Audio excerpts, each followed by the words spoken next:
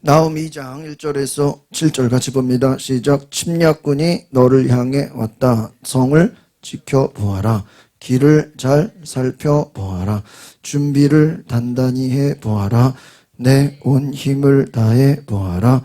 파괴자들이 이스라엘과 야곱을 폐허로 만들고 그들의 포도나무 가지들을 망쳐버렸다 할지라도 여호와께서 이스라엘의 영광과 야곱의 영광을 회복시켜 주실 것이다.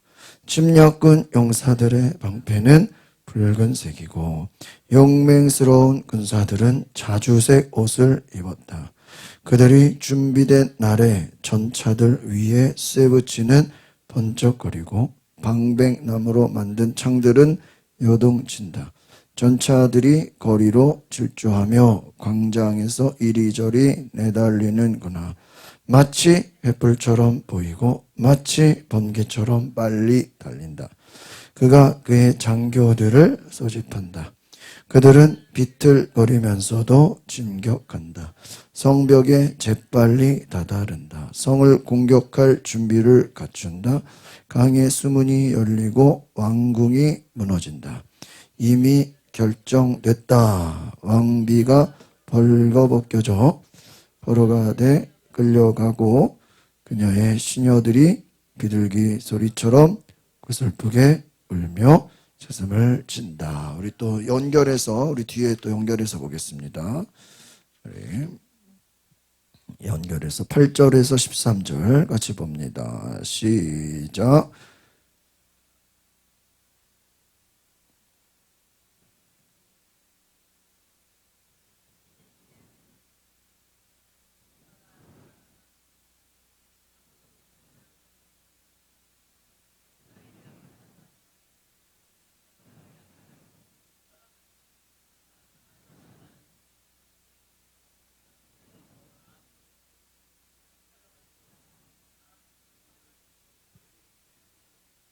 고통이 몸 전체에 퍼지고 그들의 얼굴이 모두 창백해졌다. 사자굴이 어디에 있느냐?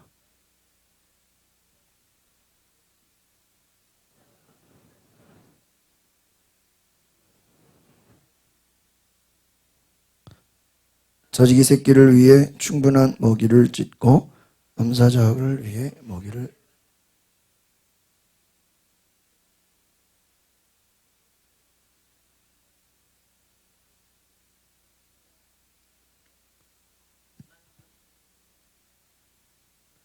내가 내 전차들을 불태워 연기가 되게 하고 칼이 내 새끼 사자를 집어삼킬 것이다. 내가 이 땅에 내 먹이를 남겨놓지 않겠다. 내가 보낸 사람의 목소리가 더 이상 들리지 않을 것이다.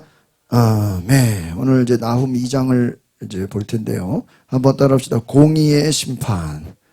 하나님이 이 니느웨를 심판하시는 내용인데 이 니느웨의 함락을 아주 생생하게 말해주고 있다. 그래서 1장에서는 하나님께서 니느웨의 심판을 말씀하셨고 2장에서는 이제 그 심판이 실제적으로 일어난다라는 거예요.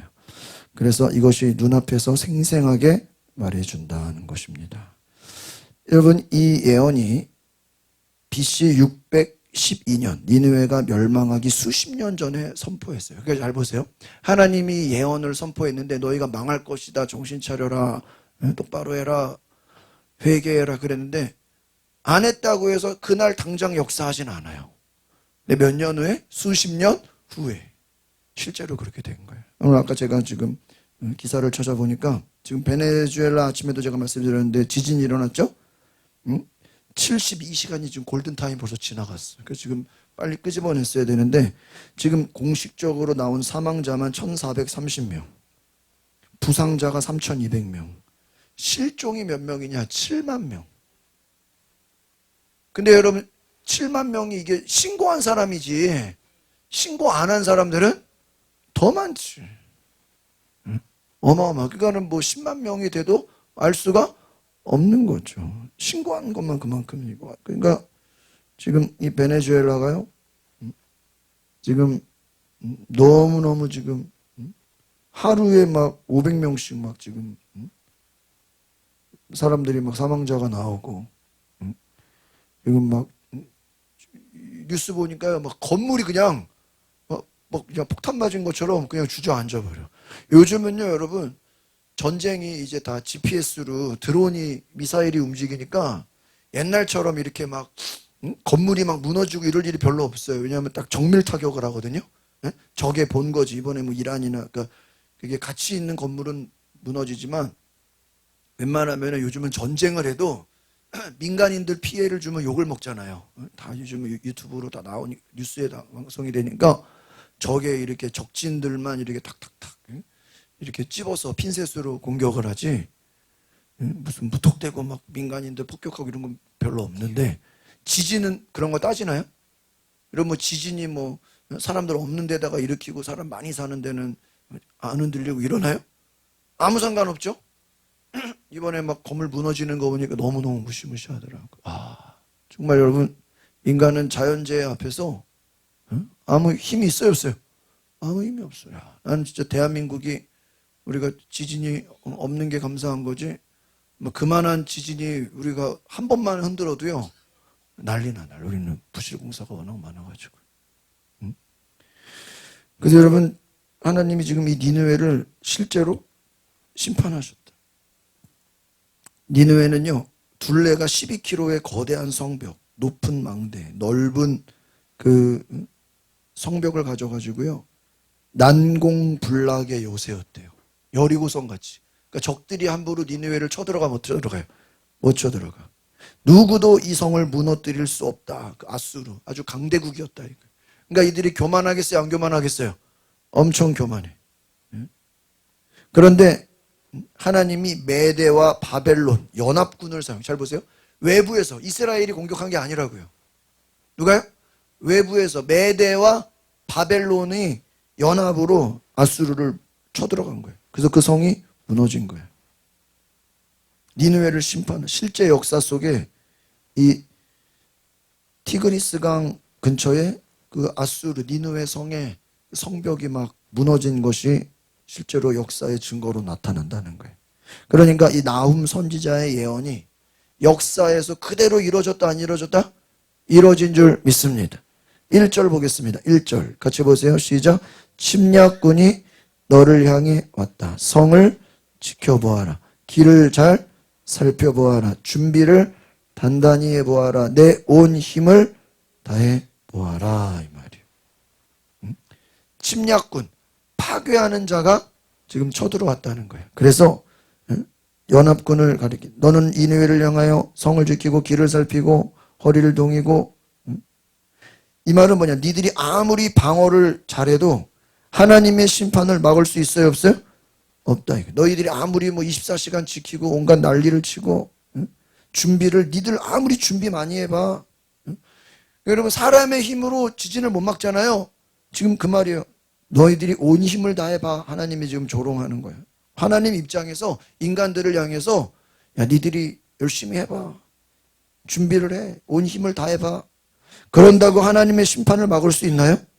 심판을 막을 수 있다, 없다? 없다. 인간이 자신의 힘으로 아무리 안전하게 해보려고 하지만 하나님의 심판을 막을 수 없다. 2절을 보겠습니다. 2절 시작. 파괴자들이 이스라엘과 야곱을 뭐로 만들어요? 폐허로 만들고 그들의 포도나무 가지들을 망쳐버렸다 할지라도 여호와께서 이스라엘의 영광과 야곱의 영광을 어떻게 해요? 회복시켜주고. 오히려 여러분, 니느웨를 멸망시키는 것에만 있는 게 아니라 하나님은 이스라엘과 유다를 회복시키나. 왜 회복시키죠? 이 아수르가, 니느웨가 이스라엘 백성들을 엄청나게 뭐 했다고요? 괴롭혔어. 그러니까 여러분, 요나가 왜 니느웨로 안 가려고 그랬어요? 얘네들이 하도 이스라엘 백성을 뭐 했기 때문에, 괴롭혔기 때문에 요나 입장에서는 얘네들은 망해야 돼, 살아야 돼? 망해야 되는 거야. 이제 아시겠죠? 요나가 생각할 때 니느웨를 안 간 게, 얘네들은 살려두면 하나님 얘네들을 살려둘 사람은 살려둬야죠. 다 그렇게 미워했던 거예요. 얘네들이 악한 거예요. 그래서요, 지금 이스라엘과 야곱 파괴자들, 이 지금 니느웨를 말하는 이들은 하나님의 백성들을 막 파괴시켰고 멸망시켰고 괴롭혔다 이거예요. 그런데 하나님이 이제 니느웨를 멸망시킬 것이기 때문에 뭐예요? 여호와의 영광, 야곱의 영광이 어떻게 된다고요? 회복되는 줄 믿습니다. 그러니까 여러분 잘 보세요. 악한 자들이 심판을 당하면 믿음의 사람들은 어떻게 되는 거예요? 회복되는 줄 믿습니다. 응? 회복되는 줄 믿습니다. 하나님의 심판은, 따라합시다. 하나님의 심판은 악인에게는 멸망이지만 성도들에게는 회복의 시작이다. 그래 안 그래요? 하나님이 성도들을 회복시키려면 먼저 뭐를 때려잡아야 돼요? 악인들을 때려잡아야 돼. 악인들을 심판해야 믿는 성도들이 어떻게 돼요? 잘 되는 거야. 3절 봅니다. 시작. 침략군 용사들의 방패는 붉은색이고 용맹스러운 군사들은 자주색 옷을 입었다. 그들이 준비된 날에 전차들 위에 쇠붙이는 어떻게 돼요? 번쩍거리고 방백나무로 만든 창들은 어떻게 돼요? 요동친다. 붉은 방패, 붉은 군복, 이 전쟁의 피와 심판을 상징하는 거예요. 당시 메대 군대는 붉은 계통의 군복을 입었어요. 철병거, 번쩍이는 모습. 여러분 당시의 니느웨 야수르는 최첨단 이 철기, 무기를 갖고 있었어요. 하나님은 역사 속에서 그 어떤 것도 다 심판하셔. 그래서 그들의 준비된 날에 전차들의 창들은 막 요동친다. 하나님은 더 센 무기를 가지고 악한 자들을 심판하신다. 인간은 자신의 전쟁을 한다고 생각하지만 결국은 한번 따집시다. 모든 전쟁의 역사는 하나님의 손안에 움직입니다. 여러분, 하나님은 역사 속의 군대를 사용해서 하나님의 목적을 이뤄요. 4절 봅니다. 시작. 전차들이 거리로 질주하며 광장에서 이리저리 내달리는구나. 마치 횃불처럼 보이고 마치 번개처럼 빨리 달린다. 병거가 거리에 미친 듯이 번개처럼 질주한다. 이것은 뭐냐면요, 니느웨 성 안에 혼란이 일어난다. 혼란이. 공포로 몰아놨던 군사도시가 이제는 공포에 빠진다. 하나님께서 심판하시면 강한 자, 약한 자 위치가 거꾸로 되는 거예요. 광장에서 내달리는구나. 횃불처럼 보이고 마치 번개처럼 빨리 달린다.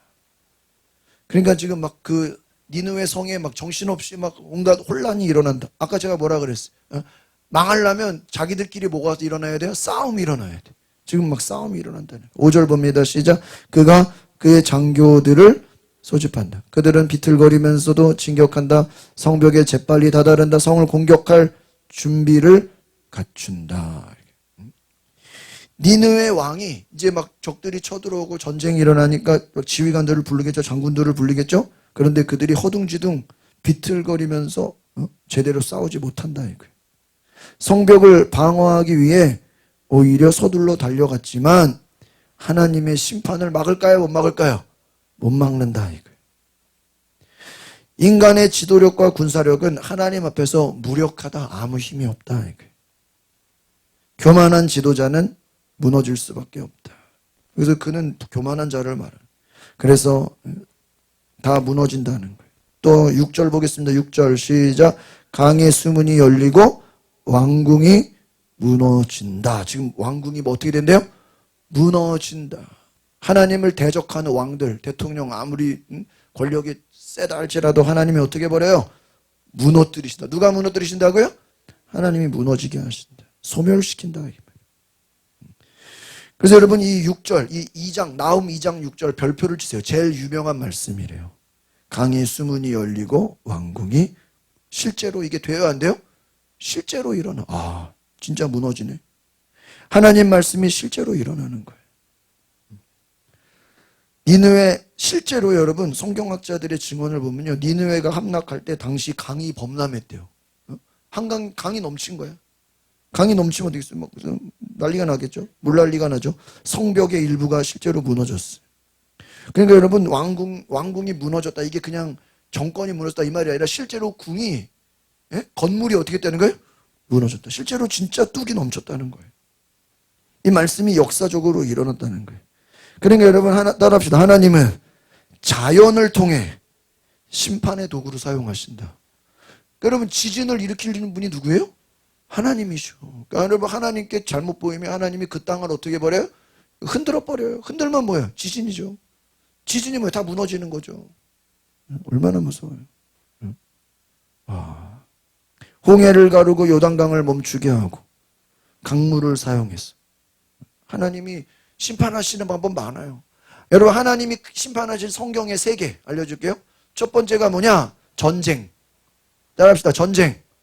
첫 번째가 하나님이 심판하시는 게 전쟁. 여러분, 왕이나 대통령이 제일 무서워하는 게 뭐예요? 국민들이 제일 무서워하는 게 전쟁 아니에요? 우리나라 여러분 적들이 쳐들어오면은, 여러분 이번에 그 우리 감독이 지금 홍명보 국내 감독이 와서 완전히 폭망했잖아요. 왜 국내 감독 쓴지 알아요? 지난번에 클리스만이라고 외국 감독을 썼단 말이에요. 근데 그 외국 감독을 외국 사람이니까 한국에 숙소를 만들어 주잖아요. 근데 우리나라 국가대표 연습장이 어디 있는지 아세요? 파주에 있어, 파주. 파주 위는 어디죠? 북한이잖아요, 임진각. 그러니까 파주 거기가 우리나라 국가대표 연습하는데 경기장이 있단 말이에요. 임진각 그 밑에 파주. 그러니까 당연히 외국 감독 사는 집을 어디다 만들어줬을까? 파주에다가 해준 거야. 그 우리는 그냥 당연해 안 당연해요? 당연하잖아요. 근데 클린스만이 뭐라 그랬는지 알아요? 한국에 거의 안 들어온 거야. 연습할 때만 딱 오고 경기할 때만 딱 오고 경기만 끝나면요 자기네 나라로 갔대. 한국에 거의 안 왔대. 뭔데? 한국 축구 감독인데 감독이요 연봉이 30억이요 30억. 근데 30억 받으면서 뭐 할 때만 온 거야? 경기할 때만 오고 경기 끝나면 자기 나라로 가고 영상으로 관리한대. 영상으로.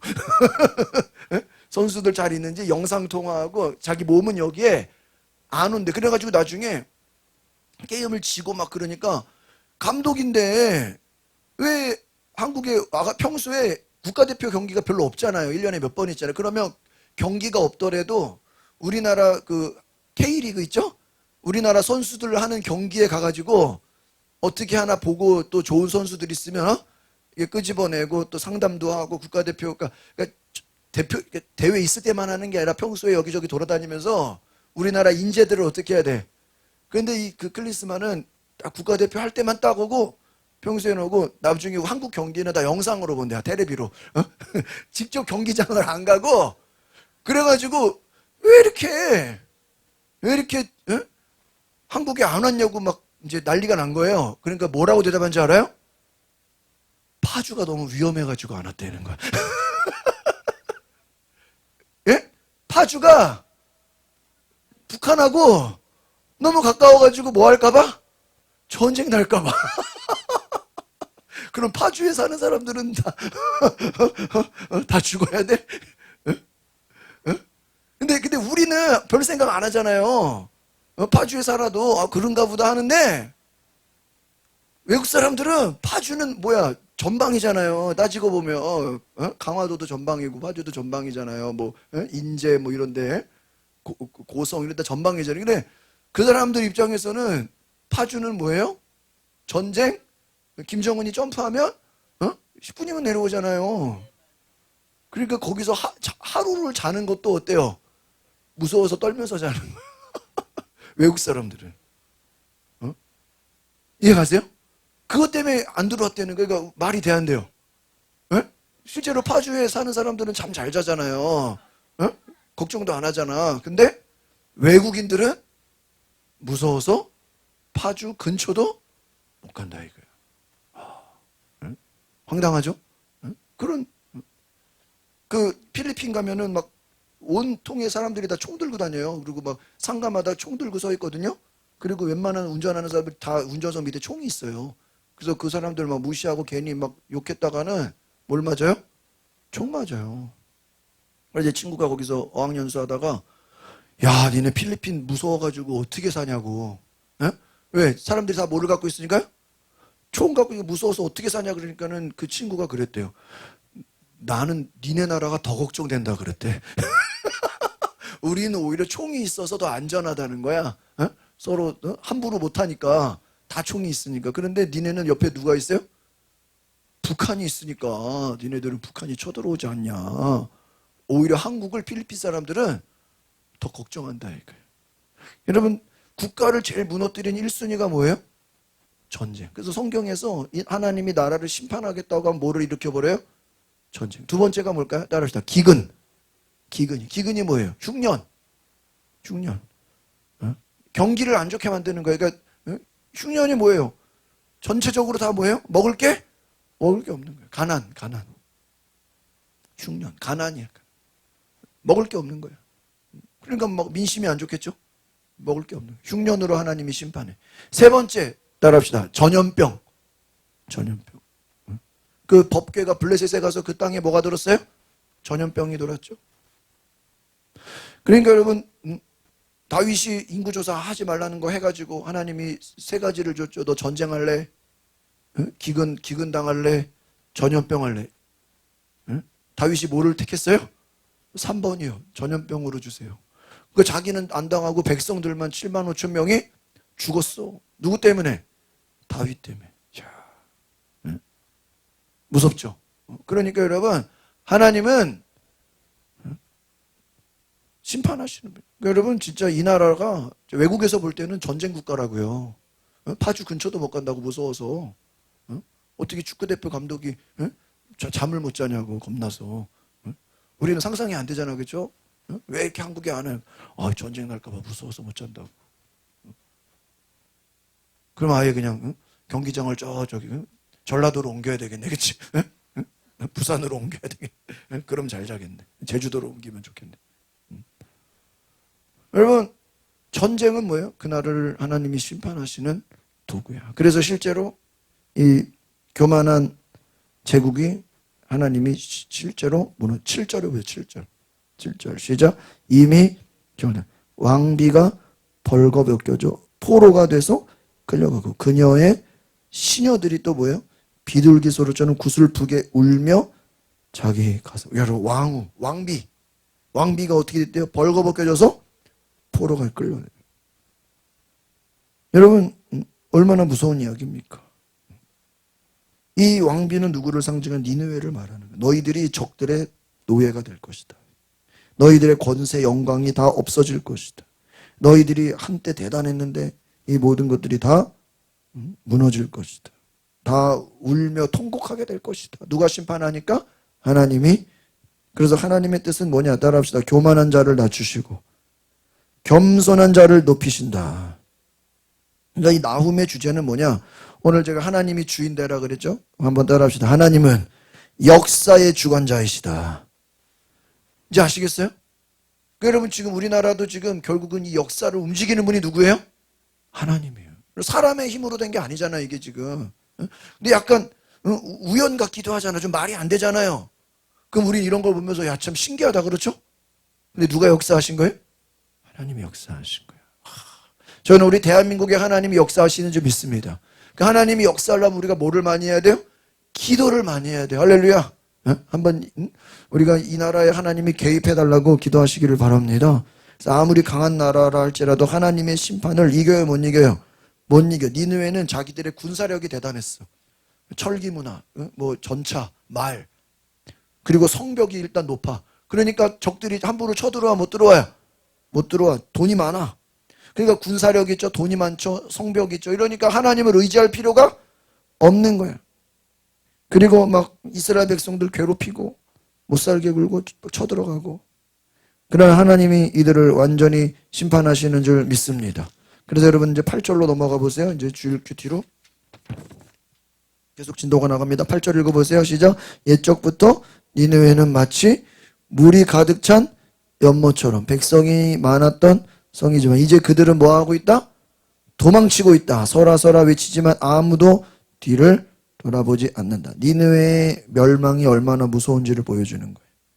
그래서 이제 이 8절에서 13절은 혼란, 약탈, 하나님의 심판을 구체적으로 이야기하고 있어요. 그래서 니느웨는 고대 세계에서 가장 부유한, 돈이 많았던 도시야. 돈이 많았다. 그리고 수백 년 동안 여러 나라를 정복했어요. 그래가지고요, 은과 금, 보물, 이게 가득해. 그러니까 교만하겠어요, 안 교만하겠어요? 금은 보화가 가득한 게 니느웨예요. 아시겠죠? 하나님은 그 영광을 한순간에 무너뜨리신다. 그러니까 여러분, 인간이 아무리 돈이 많고 금은 보화가 가득해도 하나님이 그거 두려워합니까? 하나님 앞에서 아무것도 모든 것이 헛되다. 8절. 그래서 오늘 보니까 물이 모인 곳 같더니 그들이 도망한다는 거예요. 그들이 뭐하고 있다고요? 도망치고 있다. 니느웨는요 실제로 티그리스강 여러 수로를 끼고 있어가지고 물이 풍부해. 여러분 물이 풍부하는 건 좋은 거야 안 좋은 거야? 예? 좋은 거죠. 그래서 사람과 재물이 막 모여들어. 여러분 다 우리도 한강을 중심으로 서울이 발달되잖아요. 예? 우리 한강 가까운 게 얼마나 좋아. 예? 한강을 중심으로. 그래서 여기도 티그리스 강을 중심으로 사람들이 모이고 돈이 모이고 거대한 예? 문명이 발달했어. 그런데 하나님 뭐라 그래? 다 도망갈 거다. 도망갈 거다. 군사들은 도망가고 지도자들이 도망가고 하나님이 심판하신다. 그래서 공동체가 무너진다는 거예요. 아무도 뒤를 돌아보지 않는다. 9절 보겠습니다. 9절 시작. 너희는 은을 약탈하라. 너희는 금을 약탈하라. 온갖 값진 것들과 한없이 많은 뭐가 있다? 보물이 있다. 보물이. 어디에? 니느웨에.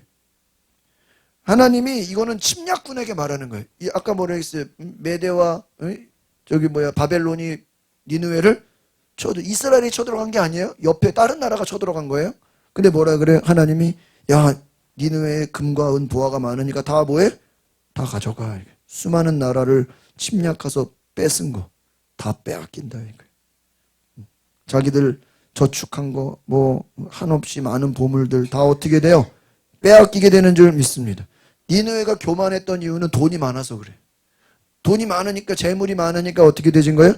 교만해진 거예요. 근데 여러분 재물이 하나님의 심판을 막아줍니까? 네? 막아주지 못한다. 아무리 돈이 많고 금은 보화가 많다고 해서 적들의 공격을 막을 수 있어요 없어요? 막을 수 없다. 10절 봅니다. 시작.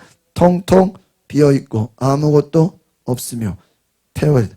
마음이 녹아내리고 무릎이 비틀거린다. 고통이 몸 전체에 퍼지고 그들의 얼굴이 어떻게 돼요? 창백해져. 여러분 아무것도 없고 폐허가 됐다는 건 뭐예요? 이제 적들이 와서 금은 보화를 다 뭐 해버린 거예요? 다 가져가 버린 거, 다 뺏어갔다 이거예요. 가져가고 뺏어가고. 그래서 텅 비었어요. 마음이 녹고 무릎이 떨리고 허리가 아프고 얼굴빛이 변하고 공포와 절망. 여러분 하나님이 적들을 통해 공격하시니까 공포가 생기고 절망이 생겼다. 두려움에 사로잡혔다. 하나님이 교만한 자를 심판하신 줄 믿습니다. 11절 봅시다. 11절 시작. 사자굴이 어디 있느냐? 어린 사자들을 키웠던 곳이 어디 있느냐? 수사자, 암사자, 젖먹이 사자들 두려울 것이 없이 다녔던 곳이 어디 있냐? 이 말은 뭘까요? 이 왕이 사자를 좋아했어요.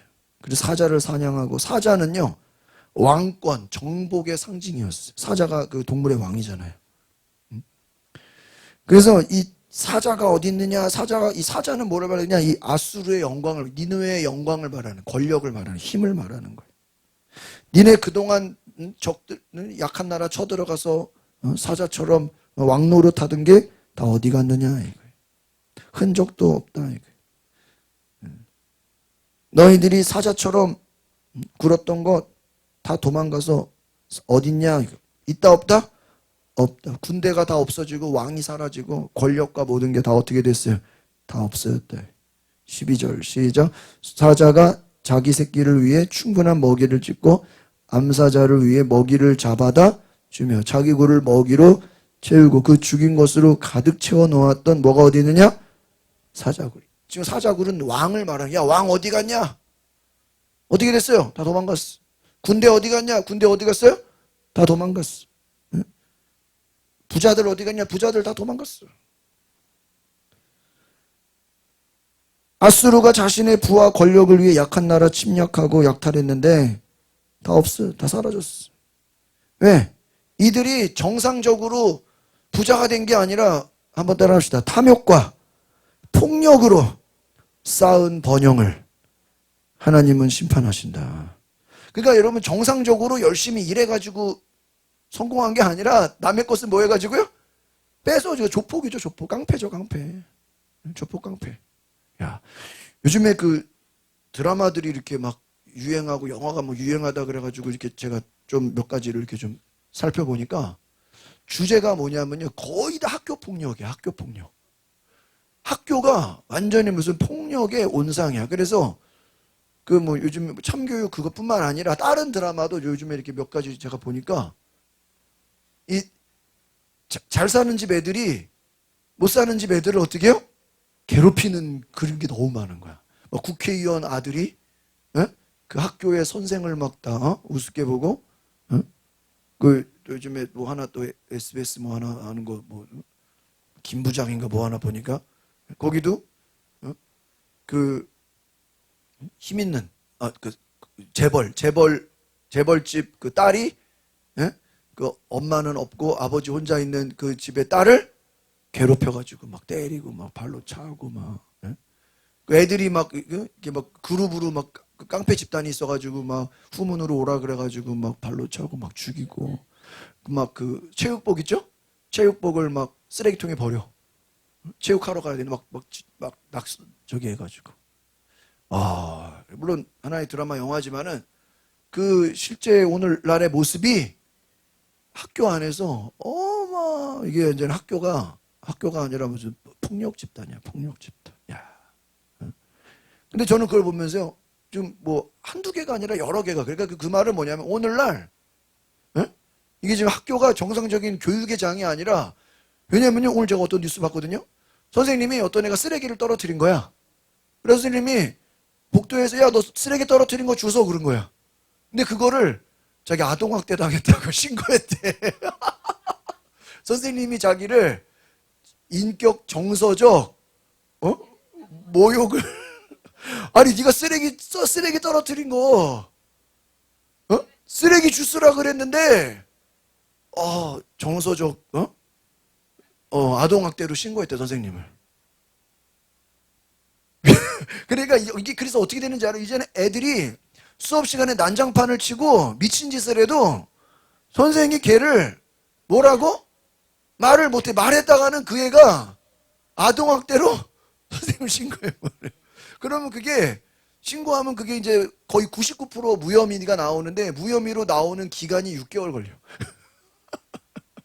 선생은 그동안에 조사를 받으러 가야 되고 학교에서 조사받고 경찰서 가서 조사받고 선생님 만나서 또 학부모 만나서 또 회의해야 되고 또 검찰까지 가야 되고 결국 다 해놓고 무혐의가 나와.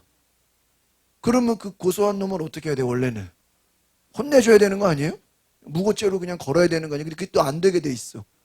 그러니까 선생들이 화가 나가지고 막 자살하고 그만두고 그냥 학원으로 가고 때려치는 거야. 왜? 애들한테 말 한마디만 잘못해도 아동학대로 다 걸려. 그러니까 솔직히 학교의 군기를 잡는 건 선생이잖아요. 저희 때는 완전히 선생님들이 거의 깡패 수준이었지만 지금은 깡패가 아니라 선생님들이 이제 약자가 된 거야. 그 선생들이 약자가 되면 누가 강자예요? 학생들이. 근데 어떤 학생들? 나쁜 학생들이 이제 뭐가 된 거야? 강자가 된 거예요. 합법적으로. 건들면 어떻게 돼? 아동학대로서 신고해버려요. 그러니까 지금 학교는 조폭들이 합법적으로 설치는 그냥 그 범죄 도시가 돼. 범죄 학교가 된 거예요. 범죄 소굴이 된 거예요. 왜? 선생들이 애들을 못 건드려. 그러니까 이제 밖에서는 오히려 그러면 큰일 나는데 학교는 그냥 목소리 큰 힘센 놈이 왕인 거야. 선생도 뭐 아무 상관이 없어. 또 애들마다 부모가 다르잖아요. 부모가 또 힘 있는 부모도 있고 또 부모 없는 애들도 있고. 그러면요, 힘 있는 애들이 부모 없는 애들을 어떻게 하는 거야? 괴롭히는 거예요. 꼭 부모 없고 힘 없고 약한 애들을 어떻게 해요? 괴롭혀. 근데 그 괴롭혀도 걔가 따져 못 따져? 못 따져. 따져도 뭐 아무 힘이 없어. 요즘 그런 게 지금 이 세상의 줄을 이뤄. 뭐 영화나 드라마나. 그 말은 뭐냐? 오늘날 우리가 살아가는 시대가 지금 완전히 악한 자가 뭐예요? 큰 소리 치는 시대가 돼버렸어. 참 무섭지 않습니까? 그러니까 얼마나 교만해. 그래가지고 이번에 그 참교육 나온 다음에요, 실제로 경기도랑 이제 충청도랑 여러 학교 그 교육청에서 이제는 그 보호국을 만들게 돼. 근데 그것만 가지고는 안 되고요. 법을 뜯어 고쳐야 돼. 이 뭐죠? 아동 이거죠? 이거 뭐예요? 애들 학생 인권조례, 얘네들은 이거를 없애버려야 돼. 이거 없애버려야 돼. 그러니까 선생을 고소고발하는 이 건들을 어떻게 해야 돼요?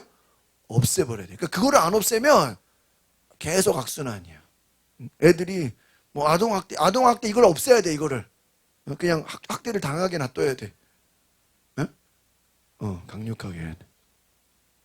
그러니까 너무 때리는 것도 문제인데, 이걸 이제 아예 이제 못하게 만들어 놓으니까, 이제는 선생이 이제 얻어 터지게 생기는, 선생, 거꾸로 된 거예요. 그러니까 이게 중간이 돼야 되는데, 근데 외국은요, 이제 외국 알려드릴게요. 외국은 수업 시간 안에서 벌어지는 일은 선생님 왕이야. 아시겠어요? 그러니까 일본도 엄청 그 막 친절한 것 같지만 법을 어기는 거는 무시하게, 그 뭐 용서가 없어. 법을 어기는 거. 외국도 마찬가지. 그러니까 불법으로 하는 거는 뭐예요? 무섭게 처벌을 해버려. 그러니까 근데 우리는 그 악용한다고, 법의 허점을 이용해서 선생을 악용하고 약자들을 괴롭히고, 그래서 이게 문제인 거예요. 여러분, 악이 판을 치는. 그러니까 여러분, 폭력과 탐욕으로 애들 막 돈 뺏고 괴롭히고, 와, 이게요. 학생들이 지금, 여러분, 학생들이 이렇게 살면 그 애들이 커서 어떻게 되겠어요? 다 그냥 다 범죄 조폭이 되는 거예요. 그냥 온 나라가. 학생 때 이미 마약을 해. 그러면 걔네들이 어떻게 했어요? 졸업해서 계속 평생 학생 때 도박을 해. 그러면 걔는 평생 도박하는 거예요. 13절 보겠습니다. 13절. 13절 시작. 보아라, 내가 너를 치겠다. 만군의 여호와께서 하신 말씀입니다. 내가 내 전차들을 불태워 연기가 되게 하고 칼이 내 새끼 사자들을 어떻게 해요? 집어삼킬 것이다. 내가 이 땅에 내 먹이를 뭐야? 남겨놓지 않겠다. 내가 보낸 사람의 목소리가 어떻게 해요? 더 이상 뭐야? 들리지 않을 것이다. 이거예요. 그러니까 여러분, 이 13절에 별표를 치세요. 이건요, 가장 무서운 심판. 이 지금 전체에서 제일 무서운 구절이 13절이라는 거예요. 내가 너를 어떻게 했다고요? 치겠다. 전차들을 어떻게 불태워버리고 새끼 사자 집어삼키고 먹이 하나도 없고 사람 소리가 안 들려. 그럼 사람 소리가 안 들렸다는 건 뭐예요? 도망갔거나 죽었다는 거죠. 그러면 하나님은 칼과 전쟁과 모든 먹이 모든 거 다 없게 해버린다. 그래서 군사력이 파괴되고 왕조가 몰락하고 경제가 무너지고 외교력이 붕괴되고, 이 모든 게 언제 일어났냐? 하나 적어놓으세요. BC 612년. BC는 예수님 오시기 전이죠.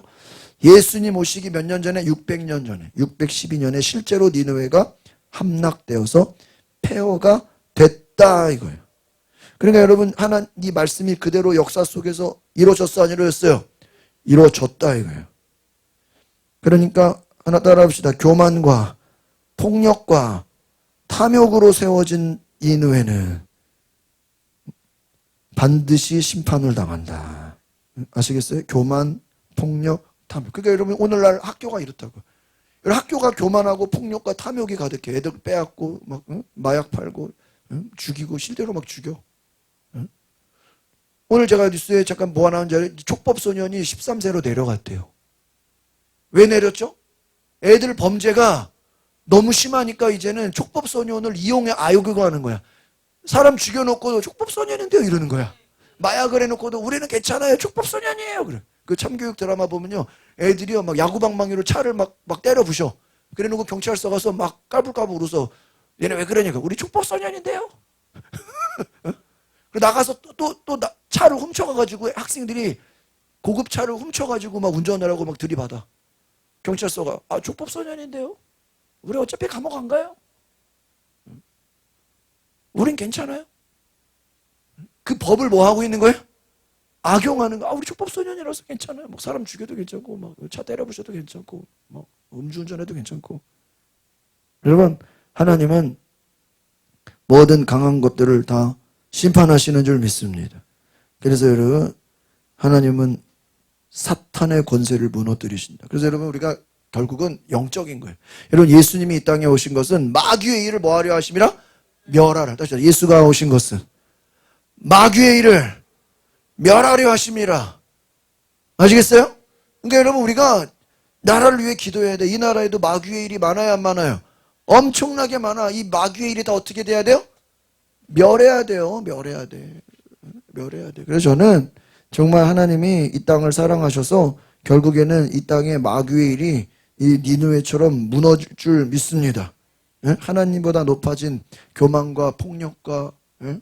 불의함과 악한 것들, 우상숭배들, 예? 하나님을 대적하는 어둠의 세력들 다 어떻게 돼야 돼요? 폭망해야 돼. 물론 회개하면 하나님은 언제라도 뭐 어떻게 줘요? 받아줘. 근데 악한 자들이 회개합니까? 안 하죠. 요나 때는 정말 그때는 대단하게 회개한 거야. 그 왕이 착한 거야. 그러나 나머지들 다른 왕들이 다 회개합니까? 안 해. 안 해요. 하나님과 어떻게 돼? 하나님이 심판하셔. 아시겠습니까? 이 시간에 우리 기도하실 때 하나님 이 땅을 심판하여 주옵소서. 한번 따라합시다. 이 땅을 심판하여 주옵소서. 하나님보다 높아진 교만을 심판하옵소서. 폭력과 모든 탐욕을 심판하여 주옵소서. 모든 악한 것을 심판하여 주옵소서. 이 시간에 두 손 높이 들고 하나님 이 땅의 모든 어둠의 악한 것들을 심판하여 달라고 주여 한번 부르고 동성으로 기도합니다. 주여 하나님